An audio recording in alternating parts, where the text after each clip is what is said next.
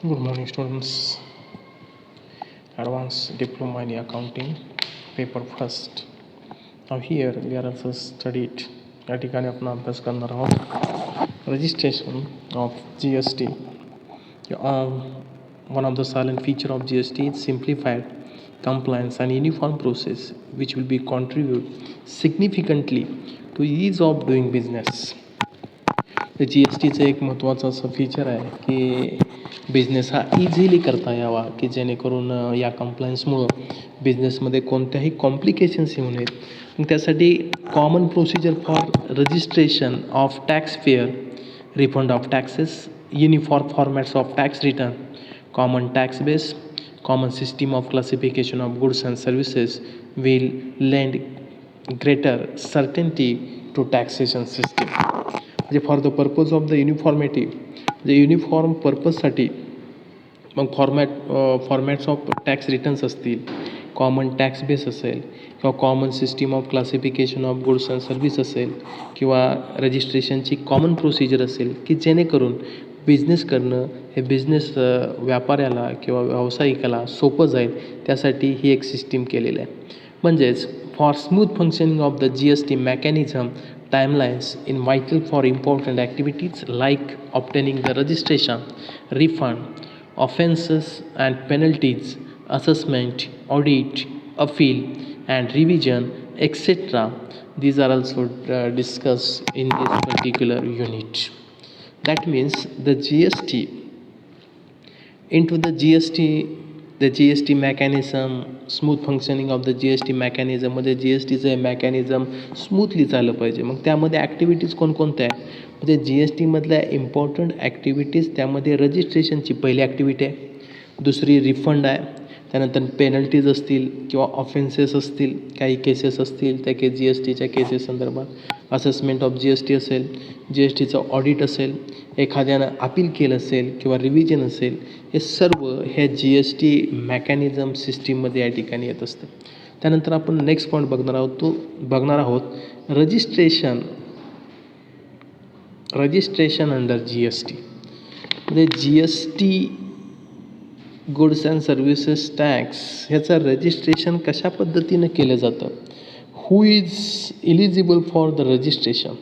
म्हणजे इथं GSTचं रजिस्ट्रेशन करण्यासाठी इलिजिबल कोण आहे म्हणजे GST it is also the goods and services tax. म्हणजे जो गुड्स अँड सर्व्हिसेसचा व्यवसाय करत असेल आणि तोच पर्सन काय करू शकतो, रजिस्ट्रेशन करू शकतो किंवा आणखी दुसरा पर्सन रजिस्ट्रेशन करू शकतो. याचा अभ्यास आपण याच्यामध्ये करणार आहोत. म्हणजे in any tax system registration is most fundamental requirement of identification of the tax payer ensuring tax compliance in the economy. म्हणजे कोणत्याही अर्थव्यवस्थेमध्ये त्या टॅक्स सिस्टीममध्ये रजिस्ट्रेशन हे एक फंडामेंटल रिक्वायरमेंट आहे. ती कशासाठी तर identification of the tax payer ensuring the tax compliance. म्हणजेच तो टॅक्स पेअर त्या सिस्टीममध्ये आयडेंटिफाईड झाला पाहिजे. मग याच्यासाठी त्याचं रजिस्ट्रेशन ही एक महत्त्वाची प्रक्रिया आहे. म्हणजे registration of any business entity under the GST law implies obtaining a unique number from the concern tax authorities. म्हणजे GST सिस्टीममध्ये त्या किंवा GST ॲक्टमध्ये त्या बिझनेस एंटायटीचं रजिस्ट्रेशन झाल्यानंतर त्यांना एक युनिक नंबर मिळतो त्या कन्सर्न टॅक्स ऑथॉरिटीकडून. कशासाठी मिळतो, for the purpose of collecting tax on behalf of the government and to avail the input tax credit for the taxes on his inward supply. Without registration, a person can neither collect tax from his customers nor claim any input tax credit of tax paid by him. म्हणजे without registration म्हणजे registration जर त्या पर्सननं केलं नसेल तर तो person हा कस्टमरकडून GST असेल तो GST कलेक्ट करू शकत नाही किंवा इनपुट टॅक्स क्रेडिटचा क्लेम करू शकत नाही. हा विदाऊट रजिस्ट्रेशन म्हणजे जो पर्सन रजिस्टर GST अंतर्गत होणार नसेल त्यानं GSTचं रजिस्ट्रेशन केलं नसेल त्यांच्यासाठी आहे. म्हणजे आता आपण बघितलं Y should the registration is important. म्हणजे रजिस्ट्रेशन हे का महत्त्वाचं आहे त्याच्या पाठीमागची आपण कारणं बघितली. म्हणजे रजिस्ट्रेशन हे इम्पॉर्टंट आहे. Identification of the tax payer, tax compliance असतील त्याच्यासाठी आवश्यक आहे. त्या जी एस टी सिस्टीममध्ये त्या टॅक्स पेअरला काय केलं जातं, एक युनिट आयडेंटिफिकेशन नंबर दिला जातो, ज्यालाच आपण जी एस टीन म्हणतो. जी एस टीन हा नंबर हा त्या बिझनेस एंटायटीचं आयडेंटिफिकेशन या ठिकाणी करत असतं. मग आता पुढचा मुद्दा आपण पाहणार आहोत. Registration will confer the following advantages to a taxpayer. म्हणजे रजिस्ट्रेशनचे जी एस टी अंतर्गत रजिस्ट्रेशनचे नेमके फायदे हे टॅक्स पेअरला कोणते आहेत? तर पहिला फायदा आहे, he is legally recognized as supplier of goods and services. G S टीचं रजिस्ट्रेशन झाल्यानंतर तो सप्लायर हा काय होतो, recognized supplier of goods or services. तो काय झाला, एक अधिकृत ज्याला आपण म्हणतो हा सप्लायर झाला त्या वस्तू आणि सेवेचा.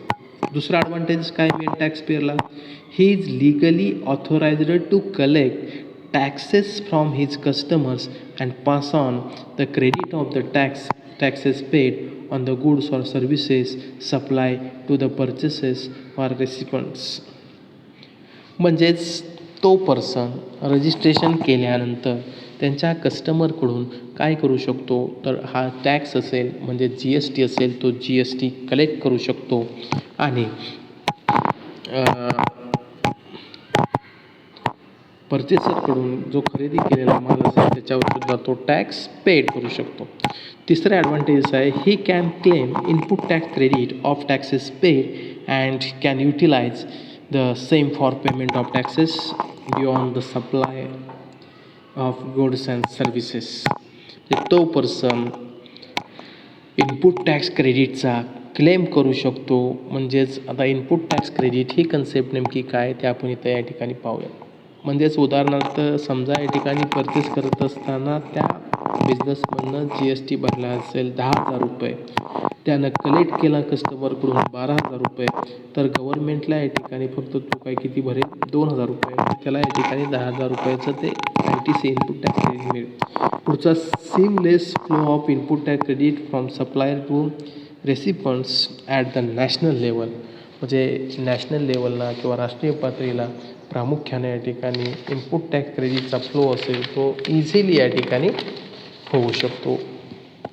त्यानंतर नेक्स्ट आपण पाहणार आहोत person liable for registration section 22 of the CGST act. म्हणजे विच पर्सन इज लायबल. आता याच्यामध्ये कोरोनाच्या कालावधीमुळं त्याचं लिमिट वाढवलं असेल, म्हणजे वाढवलेलं आहेच, परंतु जनरली आपण कोण रजिस्ट्रेशन करू शकतो ते आपण पाहणार आहोत. Every supplier if his annual supplies turnover exceeds 20 lakh rupees. However in case of special states the limit is ₹10 lakh. म्हणजे 20 लाखाच्या वर असेल त्यांचा सप्लाय चलाच आपण टर्नओव्हर म्हणू शकतो. आणि काही स्टेटमध्ये जे दुर्गम प्रदेश असतील त्या दुर्गम प्रदेशामध्ये मग तुमचं या ठिकाणी नागालँड असेल, मेघालय असेल, हिली एरियामधील पूर्वेकडील की जी काय राज्य आहेत की त्याच्यामध्ये सेल्स हा कमी असतो, मग तिथं 10 लाखाचंच लिमिट या ठिकाणी रजिस्ट्रेशनचं आहे. दुसऱ्या या ठिकाणी आपल्याला पाहता येईल every person who is holding registration under existing law such as the watt, service tax etcetera. Every person प्रत्येक व्यक्ती की ज्यानं या ठिकाणी जे एक्झिस्टिंग लॉज आहेत सच ॲज म्हणजे वॅट अंतर्गत त्याचं रजिस्ट्रेशन असेल, सर्व्हिस टॅक्स अंतर्गत त्याचं रजिस्ट्रेशन असेल, त्या पर्सनचं तो पर्सन हा GSTला रजिस्ट्रेशन करण्यास एलिजिबल आहे किंवा लायबल आहे. तिसरा आहे if the registered business is transferred as going concern the transferee or successor should get himself registration under the act. म्हणजे या ठिकाणी बिझनेस जर ट्रान्सफर केला असेल तो गोईंग कन्सर्न असेल तर तो ट्रान्सफर असेल त्याला या ठिकाणी रजिस्ट्रेशन या ॲक्ट अंतर्गत करता येऊ शकतं. त्यानंतर in case of amalgamation or demerger the transfer upon receipt of certificate of the incorporation from the ROC Registrar of the company. ROC means registrar of the company should get the business register, and registration will have effect from day of the registrations. म्हणजे एका अमलगमेशनमध्ये डिमर्जरमध्ये नवीन जो business या ठिकाणी establish होईल त्या बिझनेसला या ठिकाणी रजिस्ट्रेशनचं certificate मिळाल्यानंतर तो पर्सनसुद्धा या ठिकाणी ह्या GST ॲक्ट अंतर्गत रजिस्ट्रेशन करण्यासाठी तो कंपनी या ठिकाणी रजिस्टर झाल्यानंतर त्या ठिकाणी ROC म्हणजे रजिस्टर ऑफ कंपनीकडून सर्टिफिकेट मिळाल्यानंतर ती कंपनीला या ठिकाणी GST अंतर्गत रजिस्ट्रेशन करावं लागेल. म्हणजे अशा पद्धतीनं the persons are also liable to the GST. पर्सन्समध्ये कंपनीसुद्धा येते, पर्सन्समध्ये तुमचं इंडिव्हिज्युअलसुद्धा येतं, पर्सन्समध्ये तुमचं या ठिकाणी फर्मसुद्धा येते, पर्सनमध्ये तुमचं कॉपरेटिव्ह सोसायटीसुद्धा येतं. ते आपण या ठिकाणी इन्कम टॅक्सच्या टर्म्स असतील त्याच्यामध्ये या ठिकाणी अभ्यासलं असेल. त्यानंतर persons not liable for the registration section 23 of the GST act. ते कोणते पर्सन हे GST टॅक्स अंतर्गत GST अंतर्गत त्यांना रजिस्ट्रेशन केलं नाही तरी चालेल. त्यामध्ये पहिलं ॲग्रिकल्चरलिस्ट. म्हणजे agriculturalist is a person who supply the product out of his cultivation land. They will given exemptions from the GST registration. Agro inputs like fertilizer, seeds, irrigation, electricity is required. Machinery and all other agricultural services are also exempted under the GST regime. म्हणजेच शेतकरी आपण ज्याला म्हणतो, शेतकऱ्याला या ठिकाणी GST रजिस्ट्रेशनमधून not liable म्हणून कन्सिडर केलेला आहे. म्हणजे agriculturalist is a person who supply the product out of his cultivation of land. म्हणजे असा पर्सन की जो त्याच्या शेतामध्ये पिकवलेला माल सप्लाय करत असेल तर साहजिकच त्याला या ठिकाणी तो इलिजिबल होणार नाही GST ॲक्ट अंतर्गत रजिस्ट्रेशन होण्यासाठी. हे person following in threshold exemption limit. A business entity with an annual turnover is less than the 20 lakhs. जे एखाद्या बिझनेसमनचं या ठिकाणी जर लिमिट 20 लाखापेक्षा कमी असेल तर ते या ठिकाणी GSTमध्ये त्यांना एक्झम्पशन्स आहे GST रजिस्ट्रेशन्समध्ये. सम कॅटेगरीच्या स्टेटमध्ये मग अरुणाचल प्रदेश असेल, आसाम असेल, जम्मू काश्मीर असेल, मणिपूर असेल, मेघालय, मिझोराम, नागालँड, सिक्कीम, त्रिपुरा, हिमाचल प्रदेश आणि उत्तराखंड याच्यामध्ये जर त्याचे थ्रेशोल्ड लिमिट 10 लाख असेल तर 10 लाखाच्या आतमध्ये असेल तर तो पर्सन या ठिकाणी रजिस्ट्रेशन नाही केलं तरी चालू शकतं. त्यानंतर इथं आपल्याला एक डायग्राम दिसते. Supplier aggregate turnover in a financial year less than 20 lakh not liable for the registration. Special category state suppliers aggregate turnover in financial year less than the 10 lakh not liable for the registration under GST. तिसरा point आपण पाहणार आहोत. Persons making nil rated exempt supply of goods and services. These are the persons who are also engaged in the businesses of supply of common items which are in the exemptions list.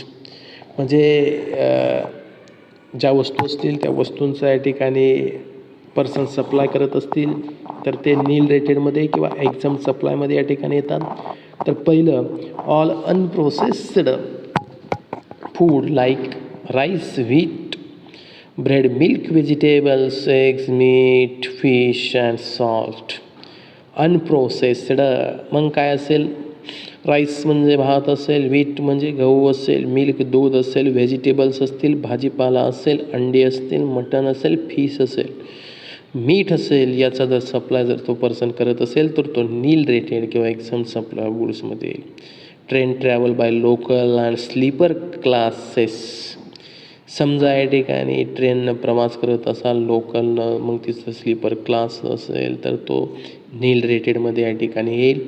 Education, एखादी education institutions असेल, एखादी एज्युकेशनची संस्था असेल तर ती नील rated याच्यामध्ये येईल.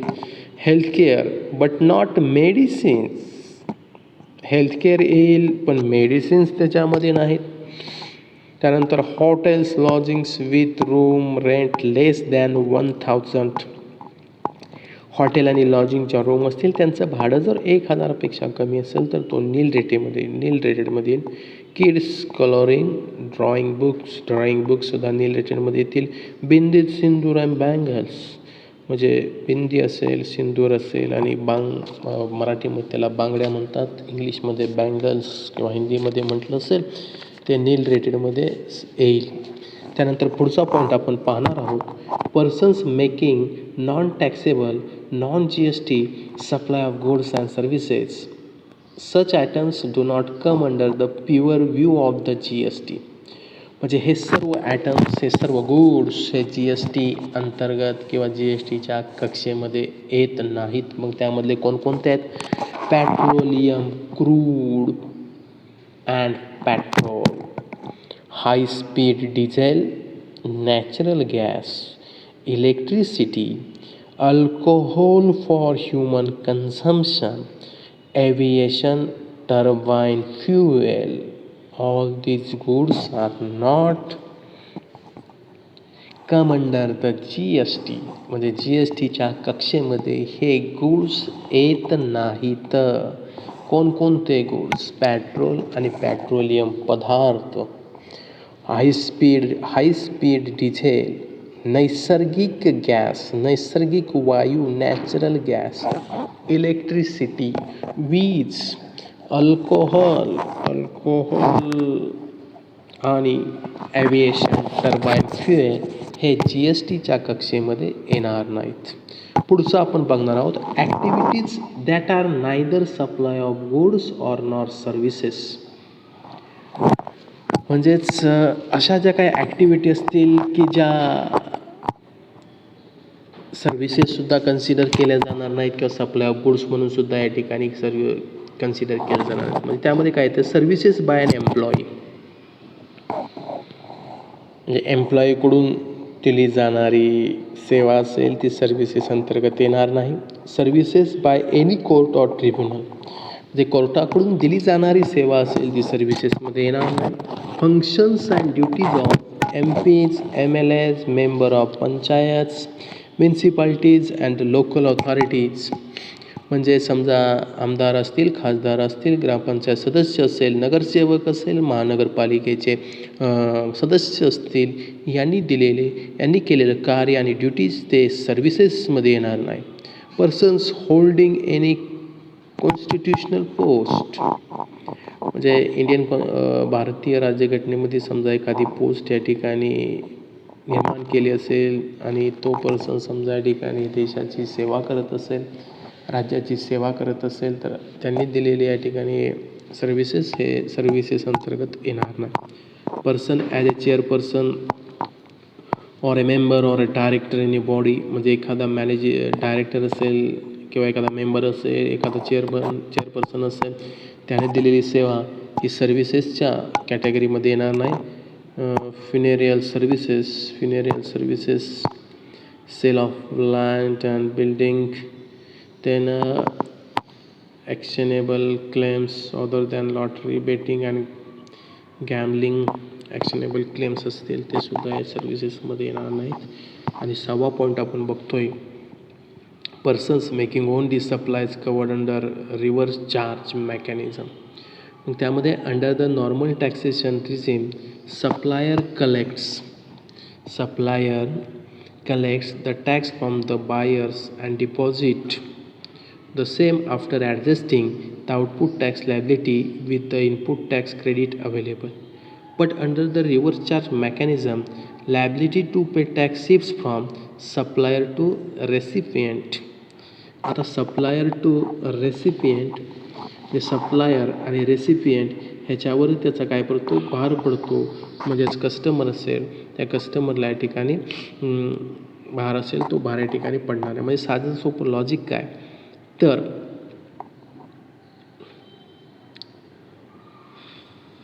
For example बघा, फॉर गुड्स म्हणजे in case of unregistered dealer in selling goods to registered dealer, the liability to pay tax shifts on the registered dealer, that is the recipient of goods where such supply of taxable supplies, no reverse charge mechanism in case of exempted supply. म्हणजे इथं काय झालं बघा, unregistered डीलरनं माल काय केला, registered डीलरला sale केला, तर इथं तो लायबिलिटी असेल ते टॅक्स पे करण्याची जबाबदारी कोणाची आहे? जो रजिस्टर पर्सन असेल, डीलर असेल त्याचीच आहे. म्हणजे हे झालं reverse charge mechanism. For services CBEC has notified the list of services on which the reverse charge mechanism will be applicable under the GST. मग आता प्रोव्हायडर आणि रेसिपियंट ह्याच्या या ठिकाणी आपण कन्सेप्ट नेमके काय ते बघूया. गुड्स ट्रान्सपोर्ट एजन्सी प्रोव्हाइड आहे. रेसिपियंट कोण झालं? कॅज्युअल टॅक्स पर्सन असेल, बॉडी ऑफ कॉर्पोरेट असेल, पार्टनरशिप फर्म असेल, एनी सोसायटी फॅक्टरी असेल, any person register under CGST, GST, IGST act असेल. Transport agency goods provider, goods transport agency आणि त्याचे रेसिपियंट म्हणजे बेनिफिट घेणारे. नंतर रिकव्हरी एजंट हा प्रोव्हायडर झाला. रेसिपियंट कोण झालं? त्याचा फायदा कोण घेणार? तर banking company, non banking financial company and financial institutions हे रिकव्हरी एजंटचे फायदा घेणार. त्यानंतर प्रोव्हायडर कोण आहे? A director of a company और a body of corporate. Recipient कोण झालं? ए कंपनी और body of corporate. And individual advocate और a firm of advocates and arbitral tribunal. Any business entity, कोणतीही बिझनेस एंटायटी असेल त्याचा या ठिकाणी फायदा घेऊ शकते. प्रोव्हायडर काय? अन इन्शुरन्स एजंट. रेसिपियंट कोण झालं? Any person carrying on insurance business. These are the concept, the provider and recipient. Recipient म्हणजे काय? बेनिफिट घेणारा आणि प्रोव्हायडर म्हणजे ती सेवा देणारा. अशा पद्धतीचे या ठिकाणी ती कन्सेप्ट आहे. त्यानंतर compulsory registration in certain cases, section 24 of the CGST act. म्हणजे इथं विशिष्ट केसमध्ये कंपल्सरी रजिस्ट्रेशन या ठिकाणी करावं लागतं. मग ते कंपल्सरी रजिस्ट्रेशन कशामध्ये आहे? The following suppliers who need to register compulsory irrespective of size of their turnover. म्हणजेच त्यांचं या ठिकाणी टर्नओव्हरचं लिमिट न पाहता त्यांना या ठिकाणी कंपल्सरी रजिस्ट्रेशन हे CGST ॲक्ट अंतर्गत सेक्शन 24 अंतर्गत करावं लागतं. The persons making any interstate taxable supply except interstate supply of job work, handicraft goods and services providers up to ₹20 lakh turnover. The persons making interstate taxable supply म्हणजे 2 राज्यामध्ये तो person या ठिकाणी goods supply करत असेल, मग त्याला एक्झम्पशन काय आहेत? मग हँडीक्राफ्ट्स गुड्स असतील, जॉब वर्क असेल, त्याचं प्रोव्हाइड करणं सप्लाय असेल त्यांचं, परंतु 20 लाखापर्यंत त्यांचा टर्नओव्हर असेल तर ते माफ आहे.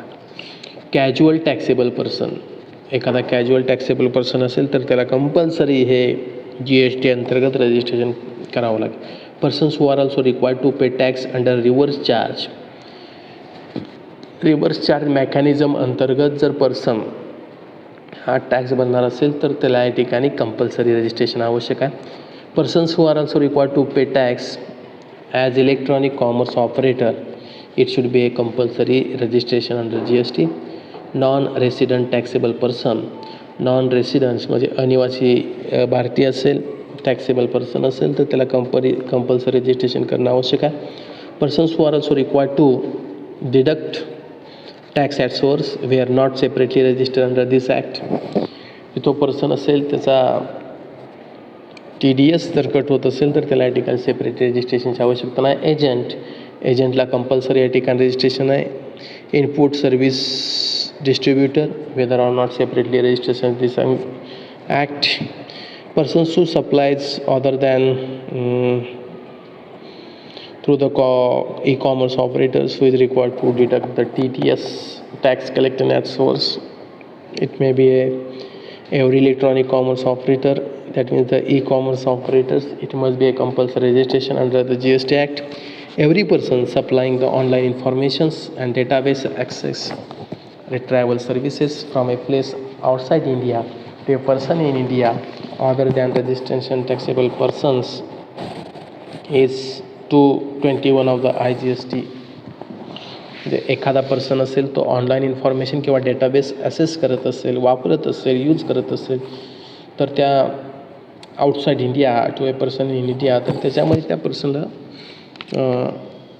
compulsory registration हे व्हावं लागेल. And such other person or classes of person may be notified by the central government or the state government on the recommendation of the council. जे काउन्सिलनं ठरवून दिलेले जे काही नियम असतील, अटी असतील, त्याच्यामध्ये जर तो पर्सन बसत असेल तर साहजिकच त्या पर्सनला हे या ठिकाणी कंपल्सरी रजिस्ट्रेशन हे या ठिकाणी GST ॲक्ट अंतर्गत करावं लागेल. Voluntary registration section 25 of the CGST act. A person may option or voluntary registration under GST if even he is not liable for the registration. म्हणजे ऐच्छिक ज्याला म्हणतो आपण, ऐच्छिक, नॉट ए कंपल्सरी. म्हणजे any persons option for voluntary registration under the GST if even he not liable to the register all the provisions of the GST applicable to a registered taxable person. File म्हणजे त्या पर्सनचं जर काही या ठिकाणी ज्या provision तरतुदी दिल्या असतील त्या जर फुलफिल होत नसतील तर त्या पर्सनला या ठिकाणी रजिस्ट्रेशन व्हायचं का नाही त्याला ऑप्शन दिला जातो. मग similarly apply to such voluntary registrations person also he will be treated as normal taxable person. म्हणजे व्हॉलंटरी रजिस्ट्रेशनच्या अंतर्गत जरी झालं तरी तो नॉर्मल टॅक्सेबल पर्सन म्हणून ट्रीट केला जाईल. Special provisions of casual taxable persons and non resident taxable persons sections 27 of the CGST act. In case of casual taxable person or non taxable person wants to be effect taxable supplies from any state in India, he needs GST registration. That means GST law prescribe the special procedure for registration. म्हणजे रजिस्ट्रेशनची एक special procedure आहे, ती procedure हे या ठिकाणी पार पाडावी लागते. म्हणजे they have to apply registration at least 5 days in advance before making any supply. म्हणजे कोणताही सप्लाय करण्यापूर्वी 5 दिवस ॲडव्हान्समध्ये या ठिकाणी ते अप्लाय करणं रजिस्ट्रेशनला आवश्यक आहे. Registration for granting to them on period of operation in extend only after they make advance deposit of the estimated tax liability. म्हणजे ॲडव्हान्स डिपॉझिट भरल्यानंतर अशा पर्सनला या ठिकाणी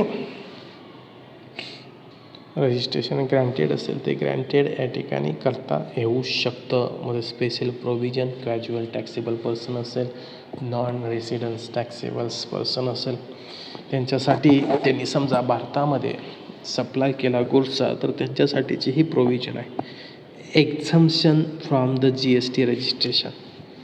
मग एक्झम्शन फ्रॉम GST रजिस्ट्रेशन हे कोणतं आहे तर त्यामध्ये the following shall not be required to obtain registration and will be allocate a unique identification number. Instead, they can receive refund of taxes on notified supply of the goods and services received by him. मग ह्याच्यामध्ये एक्झम्प्ट from रजिस्ट्रेशनमध्ये कोण कोण येते?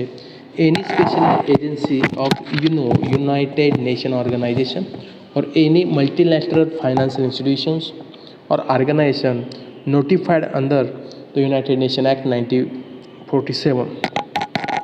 म्हणजे United नेशनचा जो काय कायदा असेल 1947मध्ये त्याच्यामधले ज्या दिलेल्या ऑर्गनायझेशन्स असतील, मल्टी फायनान्शियल इन्स्टिट्यूशन्स असतील त्यांना या ठिकाणी हे एक्झम्प्टेड आहे. कॉन्सुलेट और ॲम्बेसी ऑफ फॉरेन कंट्रीज म्हणजेच फॉरेन कंट्रीमध्ये जे काय ॲम्बॅसी असतील ज्याला आपण राजदूत म्हणतो ते. Any other person notified by the board और कमिशन. म्हणजे बोर्ड आणि कमिशन हे जर समजा एखादा पर्सन असेल तो पर्सन आयडेंटिफाईड केला असेल तर ते सुद्धा या ठिकाणी एक्झम्प्ट फ्रॉम रजिस्ट्रेशन होऊ शकतात. पुढचा या ठिकाणी मल्टिपल GST रजिस्ट्रेशन सेक्शन 25. आता मल्टिपल GST रजिस्ट्रेशन ही कन्सेप्ट नेमकी काय आहे तर आता मल्टिपल म्हणजे फॉर डिफरंट स्टेट. म्हणजे if any person doing multiple business in different state then he must obtain separate registration for each state as registration under GST will be state wise. म्हणजे हा एक मोठा मुद्दा आहे. म्हणजे समजा एखादा पर्सन असेल त्याचं दिल्ली ऑफिस असेल रजिस्ट्रेशन, महाराष्ट्र ऑफिस रजिस्ट्रेशन असेल, Chennai office registration, Kolkata office registration. म्हणजेच for business vertically in same state the SSC has an option to obtain separate registration on each business vertical in state. हे झालं मल्टिपल रजिस्ट्रेशन. त्याच्यामध्ये जर person हा multiple if a person doing multiple business, multiple म्हणजे वेगवेगळे, in different state, then he must obtain separate registration for each state, as registration under GST will be state wise. For business vertical in same state, म्हणजे त्याच राज्यामध्ये same, the assessee has an option to obtain separate, assessee has an option to obtain separate registration for each state business vertical in same state. Then next one, it is procedure for registration section 25. तर रजिस्ट्रेशनची procedure ही नेमकी कशी आहे याचा या ठिकाणी आपण अभ्यास करणार आहोत. जर रजिस्ट्रेशन कशा पद्धतीनं करायचं हे आपण या ठिकाणी अभ्यासणार आहोत. त्याचं जे काय लेक्चर असेल ते आपण नेक्स्ट लेक्चरला त्याचा या ठिकाणी व्हिडिओ, जे रजिस्ट्रेशन प्रोसिजर अंडर GST, त्यानंतर classification of goods and services, त्याच्या जे काही इम्पॉर्टंट टर्म्स असतील, GST रिटर्न असेल, हे आपण नेक्स्ट लेक्चरला या ठिकाणी पाहणार आहोत. त्यानंतर composition scheme, exempted goods and services याचा या ठिकाणी आपण अभ्यास करणार आहोत.